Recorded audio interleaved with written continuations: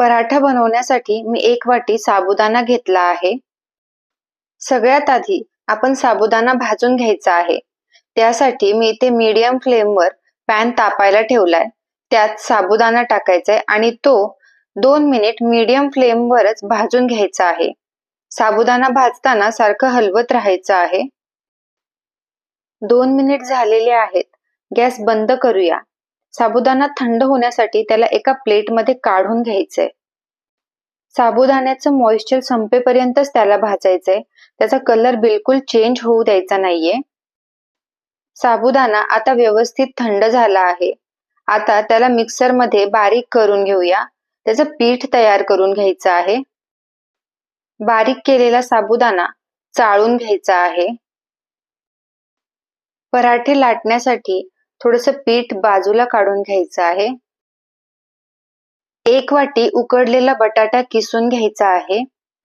1 चमचा हिरव्या मिरचीची पेस्ट आणि चवीनुसार मीठ टाकायचे. व्यवस्थित मळून घ्यायचं आहे.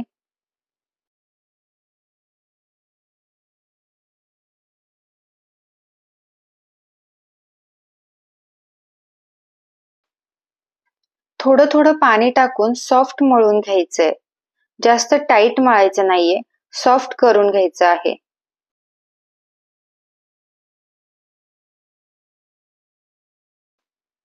दहा ते 15 मिनिटे रेस्ट होण्यासाठी झाकून ठेवायचं आहे, म्हणजे साबुदाणा व्यवस्थित फुगेल.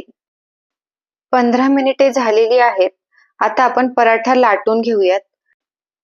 त्यासाठी मळलेल्या पिठाचे चपातीला जसे गोळे बनवतो तेवढ्याच आकाराचे गोळे तयार करून घ्यायचे आहेत. आता अशा पद्धतीने लाटून घ्यायचे आहेत.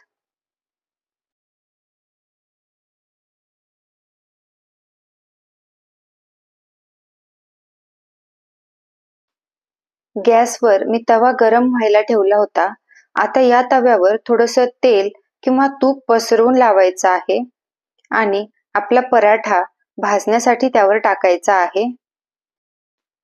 गॅसची फ्लेम हाय ठेवायची आहे आणि अर्ध्या मिनिटाने आपला पराठा पलटायचा आहे. आलटून पलटून दोन्ही साईडने पराठा व्यवस्थित भाजून घ्यायचा आहे. आपला पराठा दोन्ही साईडने व्यवस्थित भाजलेला आहे. आता त्याला एका प्लेटमध्ये काढून घ्यायचं आहे. दही किंवा शेंगदाण्याच्या चटणीसोबत तुम्ही हा पराठा सर्व्ह करू शकता. जर तुम्हाला माझी ही रेसिपी आवडली असेल तर चॅनलला सबस्क्राईब नक्की करा.